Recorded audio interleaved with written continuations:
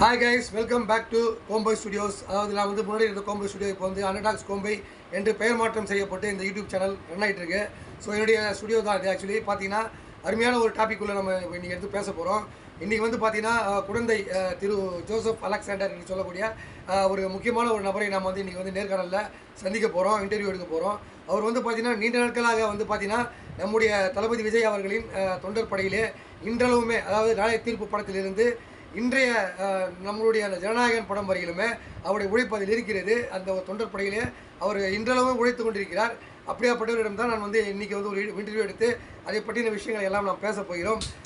வாங்க திரு Joseph Alexander அவர்களே, எங்களுடைய ஸ்டுடியோவிற்கு உங்களை வரவேற்பதிலே பெருமகிழ்ச்சி அடைகிறேன். நீங்கள் பார்த்தீங்கன்னா ஒரு நல்ல விஷயங்கள் எல்லாம் நிறைய பண்ணியிருக்கீங்க.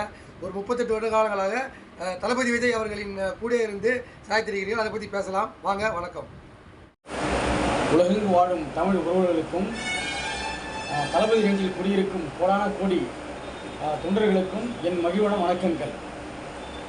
வருகின்ற சட்டமன்ற தேர்தலில் 23/4/2026 அன்று தளபதியின் தமிழக வெற்றி கழகம் சின்னமான விசில் சின்னத்தில் உங்கள் வாக்குகளை அளிக்குமாறு பணிவுடன் கேட்டுக்கொள்கின்றேன்.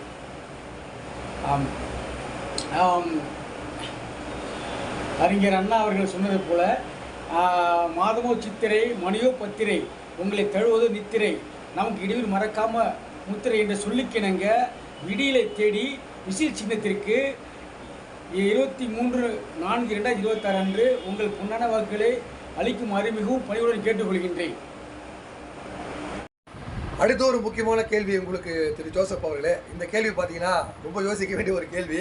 ஏன்னு கேட்டிங்கன்னா இன்றைக்கி ஒரு குழந்தை கட்சி அப்படின்ற மாதிரி ஒரு வாய்ஜாலமெல்லாம் செய்து கொண்டிருக்கும் அந்த எதிர்கட்சிகள், இல்லை எந்த கட்சிகளாக இருந்தாலுமே அனுபவமே இல்லாத ஒரு கட்சி அவ்வளோ சீக்கிரம் அரியாசனில் ஏறி அமர்ந்துட முடியுமா, இல்லை முதலமைச்சர் ஆகிட முடியுமான்ற கேள்வியெல்லாம் முன்வைக்கிறாங்களே. இதை பற்றி நீங்கள் என்ன நினைக்கிறீங்க?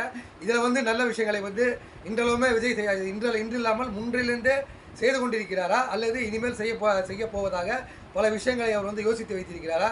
இதெல்லாம் நம்ம கேட்க வேண்டிய கேள்வி. ஏனென்றால் இப்போ முக்கியமாக எல்லாருமே சொல்லக்கூடிய விஷயங்கள் என்னென்னா, அனுபவமே இல்லாத கட்சி இந்த கட்சிக்கு எப்படி மக்கள் வாக்களிப்பாங்க, இந்த வாக்களிச்சுட்டு இவர் பதவியில் உட்காந்துருவாரா, இல்லை ஒரு முதலமைச்சர் ஆகிட முடியுமா அப்படின்ற ஒரு கேள்வி நிறைய பேர்கிட்ட இருக்குது.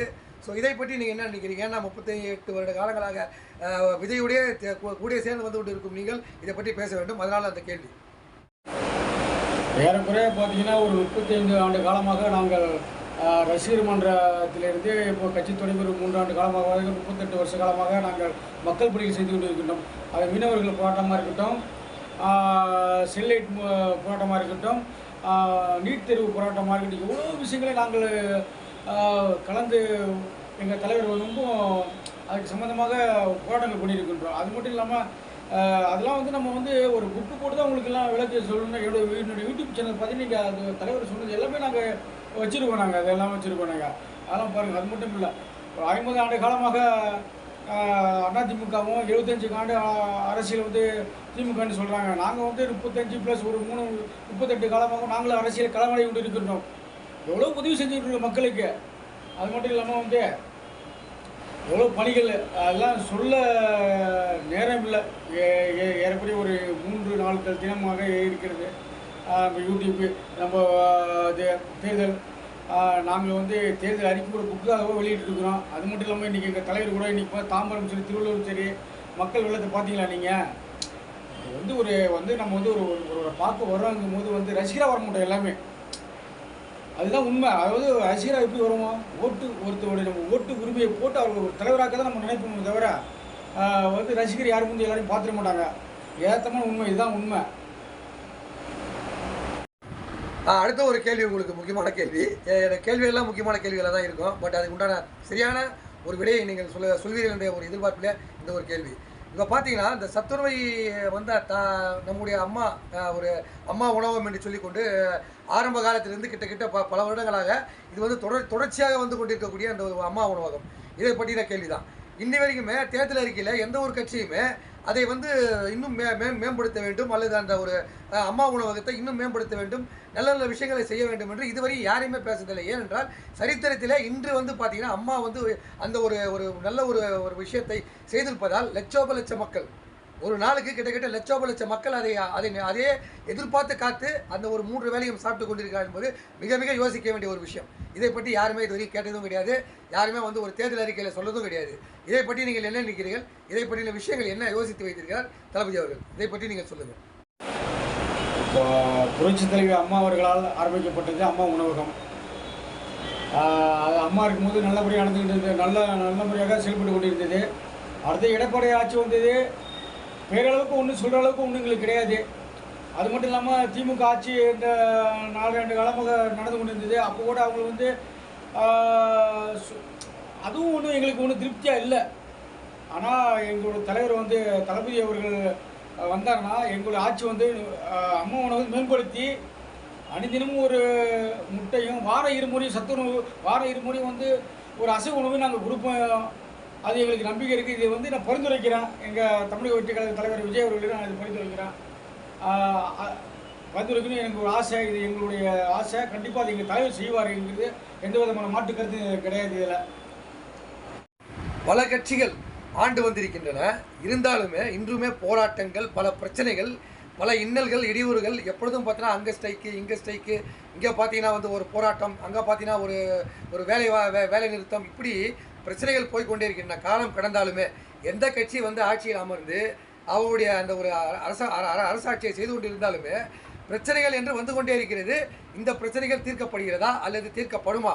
தளபதி அவர்கள் வந்தால் அல்லது முதலமைச்சர் ஆனால் தளபதி விஜய் அவர்கள் அரியாசனத்திலே அமர்ந்து விட்டால், முதலமைச்சர் அரியாசனத்திலே அமர்ந்து விட்டால் இது போன்ற காரியங்களை எப்படி வழிநடத்தி செல்வார் அல்லது மக்களுக்கு என்னென்னலாம் செய்யலாம் என்று இருக்கிறார்? இதை பற்றின ஒரு தெளிவான ஒரு கருத்துக்களை நீங்கள் சொன்னால் மிகவும் ஒரு உபயோகரமாக இருக்கும் மக்களுக்காக. இது வந்து நம்ம வந்து இந்த கேள்வி வந்து மனசுக்குள்ளே இருந்த கேள்வி. ஏனென்றால் இன்றைக்கு போராட்டங்கள் தொடர்ந்து கொண்டே இருக்கின்றன. அங்கங்கே பார்த்தீங்கன்னா பயங்கர போராட்டம், எங்கே பார்த்தாலுமே ஒரு ஸ்ட்ரைக்கு, வேலை நிறுத்தம், இப்படி எல்லாம் போய்கொண்டே இருக்கின்றன. இதை பற்றினா தளபதி என்ன நினைத்து யோசித்து வைத்திருக்கிறார்? இதை பற்றின சில விஷயங்களை சொல்லுங்கள். அடுத்த ஒரு விஷயம் என்ன பார்த்தீங்கன்னா, காவல்துறைக்கு தமிழ்நாடு காவல்துறைக்கு இருக்கிற உரிமை வந்து இந்த ப்ரைவேட் கார்டு செக்யூரிட்டி சொல்லக்கூடியவர்களுக்கு கிடையாது. இதுதான் உண்மை. அதாவது 8 ஹவர் டியூட்டியை வந்து 12 ஹவர் ஆக்குறாங்க. அவங்களுக்கு சரியான பாதுகாப்பு கிடையாது. இப்போ வந்து ஒரு ஏடிஎம்மில் வந்து ஒர்க் பண்ணால் கூட அவங்களுக்கு ஏதாவது ஒரு ஆச்சுன்னா குடும்பத்துக்கு எந்த விதமான இதுவே சலுகையுமே இல்லை. அப்படியே மூடி முடிச்சு போயிடுறாங்க. இப்போ பார்த்தீங்கன்னா அஜித்துங்கிற ஒரு ப்ரைவேட் காவலாளி தான். அவர் கூட அவர் வந்து அங்கே வந்து அது பணி செஞ்சதுனால ஒரு நமக்கு காலில் விழுந்தது என்ன விஷயம்னு ஒருத்தர் ஃபோட்டோ எடுத்ததுனால நமக்கு தெரிஞ்சதை நம்ம வந்து அதை பற்றி நம்ம பேசணும். நம்ம தலைவர் கூட அங்கே போனார். தளபதி விஜய் அவர் கூட அங்கே போய் அங்கே அந்த விஷயத்தை கூட நின்று பார்த்து அவங்க ஆறுதல் சொல்லிவிட்டு அவங்களுக்கான ஒரு உதவியை நம்ம தலைவர் செஞ்சுட்டு வந்தார். ஆனால் வந்து அந்த மாதிரி கூட இந்த ஆட்சி நடந்து திமுக ஆட்சியில் எந்த விதமான ஒரு பாதுகாப்பும் கிடையாது. தலைவர் வந்தானா கண்டிப்பாக அதுக்கான உத்தரவாதம் கொடுப்பாருங்கிறது உண்மை. இப்போ சமீப காலமாக பார்த்தீங்கன்னா எத்தனையோ போராட்டங்கள் பார்த்துருக்குறோம். நம்ம சாமானிய மக்கள், தூய்மை பணியாளர்கள், நம்ம செவிலியர்கள், வந்து இது மாதிரி அரசு ஊழியர்கள் எவ்வளோ போராட்டங்களை நம்ம பார்த்துருக்கோன்ற சரியான ஊதியங்கள் அவர்களுக்கு போகவில்லை. அவருக்கு போகவில்லை. அரசு பணத்திலிருந்து எடுத்து இவங்க செலவு பண்ணியிருக்கிறாங்க. எவ்வளோ பணத்தை செலவு பண்ணியிருக்காங்க? அரசு ஊழியர்கள் பணத்திலையும் செலவு பண்ணியிருக்கிறாங்க. இதையெல்லாம் நம்ம பார்க்கும்போது ரொம்ப மனசுக்கு வேதனையாக இருக்கிறது. ஆனால் ஒன்றும் சொல்லிக்கிறேன், எங்கள் தலைவர் ஆட்சியில் அமர்ந்த பிறகு ஒப்பந்ததாரர்கள் இருக்கிற பணியாளர்கள் எல்லாமே அரசு பணியாளர்களாக ஆக்கப்படுவார்கள். அது சாலை பணியாளர்களாக இருக்கட்டும், சாலை தூய்மை பணியாளராக இருக்கட்டும், செவிலியர்களாக இருக்கட்டும், அனைவருமே வந்து அரசு ஆணைப்படி அவர்கள் அரசு அலுவலராக ஆக்கப்படுவார்கள் என்பதை நான் இங்கு உரிமையாக கூறுகின்றேன். எங்கள் தலைவர் கண்டிப்பாக செய்வார். அதில் எந்த மாற்று கருத்தும் இல்லை. இப்போ பார்த்தீங்கன்னா இப்போ நிறைய இடத்துல வந்து பிரச்சனைகள்லாம் நடந்து கொண்டு இருக்கிறது. பார்த்தீங்கன்னா இப்போ தமிழக வெற்றி கழகத்தின் சார்பாக எங்கே ஓட்டு சேகரிக்க போனாலும் அங்கே பிரச்சனை. ஏன் 8 ஒப்பன் கொடுக்குறீங்க? ஏன் கொடுக்குறீங்க? நீங்கள் உங்கள் சாதனையை சொல்லி நீங்கள் ஓட்டு வாங்க வேண்டியதானே? இல்லை என்ன இருக்குது? அதில் சாதனையை சொன்னால் உங்களுக்கு ஓட்டு போட போகிறாங்க, அவ்வளோதானே? பாருங்க, வாக்கு இடமெல்லாம் எங்கள் தலைவருக்கு மக்கள் பிடிக்கிறார்கள். அதாவது ஒரு தேவனை அதாவது எப்படி சொல்கிறதுனா, முருகனின் வேளாகவும் அல்லாவின் குரானாகவும் கிறிஸ்தவத்தின் பைபிளாகவும் அவரை பார்க்கிறார்கள். ஒரு சாமானிய மக்கள் பார்க்குறாங்க. அதான் உண்மை. இன்னும் கூட பார்த்தீங்கன்னா 2 தினங்களுக்கு முன்னால் கூட திருச்சி கிழக்கு போயிருந்த போது கூட ஒரு அந்தனோர் சர்ச்சுக்கு போய்கிறேன். ஒரு அல்லாஹ் மசூதிக்கு போகிறார், ஒரு அம்மன் கோயிலுக்கு வழிபடுகிறார். அங்கே வந்து திருமணமாக செய்து கொண்டவர்கள் வந்து அவர்களை ஆசி பெறுகிறார்கள். எங்கள் தலைவருக்கு அந்த அனுகிரகங்கள் அனைத்து இரவும் கொடுத்திருக்கிறார்கள் என்பதில் எந்த மாற்று கருத்தும் இல்லை. இதுதான் உண்மை. இதில் பொய் சொல்றதுக்கு ஒன்றுமே இல்லை. இறைவனுடைய அருள் அவருக்கு கண்டிப்பாக இருக்கிறது. கண்டிப்பாக 23/4/2026 எங்கள் தலைவர் 1969 சிஎன் என்கிற அண்ணாதுரை நான், 1977 எம்ஜி ராமச்சந்திரன் நான், 2026 ஜோசப் விஜய் என்கிற நான் முதலமைச்சராக ஆக அந்த வார்த்தையை கேட்கின்ற போது மனசு மிகவும் சந்தோஷமாக இருக்கிறது. நாங்கள் எதிர்பார்த்து கொண்டிருக்கிறோம். இதுதான் உண்மை. சும்மா பத்திரிகையாளர்கள் பெறுவையில் வந்து தேவையற்ற சொல்லாடல், தேவையற்ற அநாகரிகமான சொல்லாடல். அதாவது நான் என்ன சொல்கிறேன்னா, ஒருத்தர் விமர்சனிக்க வேண்டும், இல்லை என்று நான் சொல்லவில்லை. அந்த அந்த விமர்சனம் வந்து அநாகரிகமாக இருக்கக்கூடாது, நாகரிகமாக இருக்க வேண்டும். நான் எத்தனை பத்திரிகைகளை நான் தொடர்ந்து பார்த்து கொண்டு தான் இருக்கிறேன். அது ஜெர்னலிஸ்ட் மணியாக இருக்கட்டும், இந்த சேகுவராங்கிற ஒருத்தர், அவர் வந்து சேகுவராக இருக்கட்டும், கோட்டீஸ்வரன் பணத்தை வாங்கி கொண்டு பேசுகிற கோடீஸ்வரனாக இருக்கட்டும், ரவீந்திர துரைசாமியாக இருக்கட்டும், இன்னும் எத்தனையோ பத்திரிகைகளை நான் பார்த்து கொண்டிருக்கிறேன். ஒவ்வொருவரும் நான் கவனித்து கொண்டு தான் இருக்கிறேன். ஒவ்வொரு தமிழக வெற்றி கழகத்துடைய ஒவ்வொரு தொண்டனும் நாங்கள் பார்த்து கொண்டிருக்கிறோம், உன்னிப்பாக கவனித்து கொண்டிருக்கின்றோம். எங்கள் தற்கூறுகின்ற யாரும் நீங்கள் வாதிடாதீர்கள், மிகவும் ஆபத்து. 2020 உங்களுக்கு தான் காத்திருக்கிறத தவிர எங்களுக்கு ஒன்றும் காத்திருக்கவில்லை. நான் கண்டிப்பாக யார் இருந்தாலும் நான் நேரடியாக விவாதிப்பேன். காலங்கள் பதில் சொல்லும், உங்களுக்கு காத்திருங்கள், காலங்கள் உங்களுக்கு பதில் சொல்லும். இதுதான் உண்மை. ரசிகன் இல்லை, தொண்டனாக சொல்கிறேன். எங்கள் உயிரை உயிராக எழுதி வைத்துவிட்டு இந்த இயக்கத்தில் நாங்கள் பயணித்திருக்கின்றோம். என் உயிர் மட்டுமில்லை, ஒவ்வொருடைய உயிரையும் உயிராக எழுதி வைத்துவிட்டு இந்த இயக்கத்தில் நாங்கள் தொடர்ந்திருக்கின்றோம். 35 வருட காலமாக தொண்டர் படையாகவும் நாங்கள் பயணித்துக் கொண்டிருக்கின்றோம். திருவாரூர் சட்டமன்ற தொகுதி குடவாசல் என்கிற பகுதியிலே 35 ஆண்டு காலமாக நாங்கள் நாளையத்திற்கு படம் முதல் ஜனநாயகம் வரை நாங்கள் ஒவ்வொரு விஷயமும் நாங்கள் கவனித்துக் கொண்டிருக்கின்றோம். எங்களை பார்த்து என்ன அரசியல் தெரியாது என்கிறீர்கள்? ஒரு என்ன தெரியாது என்கிறீர்கள்? எனக்கு ஒன்றும் புரியவில்லை.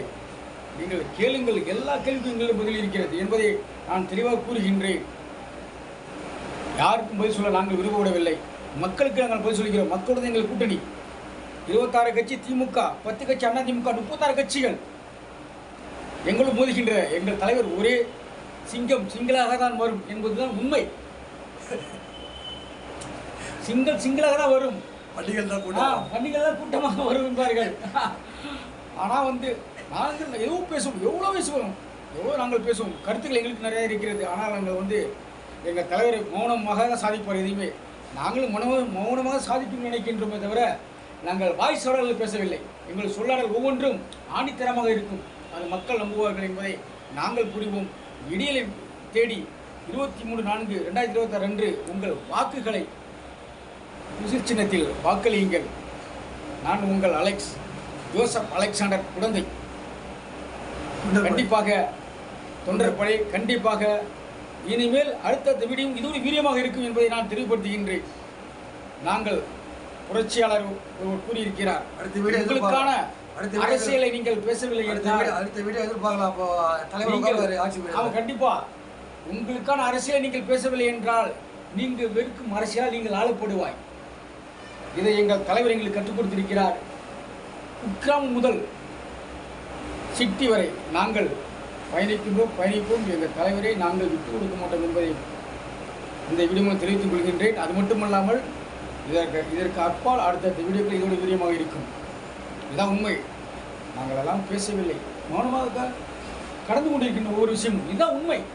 நாங்கள் ஒவ்வொரு பேச வேண்டும் என்றால் இது வந்து எந்த விதமான விமர்சனம் எங்களுக்கு பதில் சொல்ல முடியாது. இதுதான் அடுத்த வீடியோக்களில் உங்களுக்கு அழைப்பு வரும். கண்டிப்பாக நீங்கள் எங்களுக்கு கண்டிப்பாக இந்த வீடியோவை பாருங்கள், எல்லாரும் ஷேர் பண்ணுங்கள், சப்ஸ்கிரைப் பண்ணுங்கள், லைக் பண்ணுங்கள். கண்டிப்பாக தளபதி ஏற்று உங்கள் பொன்னான வாக்குகளை மறந்திடாதீர்கள். தலைவர் சொன்னது போல் கோலமிட்டு நெத்தி பொட்டு வைத்துக் கொண்டு உங்கள் மாறுபடியே நீங்கள் சென்று வாக்களிங்கள் என்று கூறி விடைபெறுகிறேன். நன்றி, வணக்கம். மிக மிக நன்றி திரு ஜோசப் விஜய் அவர்களே. விஜய் அவர்களுக்கு ஒரு நன்றியை சொல்ல வேண்டும். ஏனென்றால் உங்களை போன்ற தொண்டர்களை எல்லாம் வைத்திருப்பதிலே ரொம்ப ஒரு ஃபண்டாஸ்டிக்காக வந்து இந்த அளவுக்கு கொண்டு போயிட்டு தொண்டர்கள் எல்லாம் வழிநடத்தி சென்று கொண்டிருக்கிறார்கள். ஆகவே பார்த்தீங்கன்னா அந்த ஒரு ஜோசப் அலெக்சாண்டர் எல்லாம் பாருங்கள், ஜோசப் ஜோசப் விஜய் அவர்கள் முதலமைச்சர் ஆகணும்னு ஆசைப்படுறாரு. அதே சமயத்தில் நல்ல விஷயங்களை எல்லாம் பகிர்ந்து கொண்டு பேச வேண்டும் என்று திரு ஜோசப் அலெக்சாண்டர் அவர்கள் இந்த ஒரு நல்ல ஒரு பேட்டியில் கலந்து கொண்டு நல்ல விஷயங்களை எல்லாம் பகிர்ந்தார். இன்னும் வந்து அடுத்தடுத்த வீடியோக்களில் வந்து இது வீரத்தன்மையாக இருக்குன்னு வேறு சொல்லியிருக்காரு. ரொம்ப ரொம்ப தேங்க்ஸ் மிஸ்டர் ஜோசப் அலெக்சாண்டர் அவர்களே. உங்களுடைய அந்த தொண்டர் படையில் எனக்கும் ஒரு பங்கு இருந்தால் நானும் கலந்து கொள்ளலாம் என்று வருங்காலத்தில் ஆசைப்படுகிறேன். ஆகவே ஒரு நன்றி கலந்த வணக்கத்துடன் இந்த ஒரு நிகழ்வை முடித்துக் கொள்ளலாம். அடுத்த ஒரு நிகழ்வு கண்டிப்பாக உங்களை தேடி வரும். நீங்கள் வந்து இதற்கு உண்டான அந்த நேரலையில் இன்டர்வியூவில் கலந்து கொள்ளப் போகிறீர்கள்.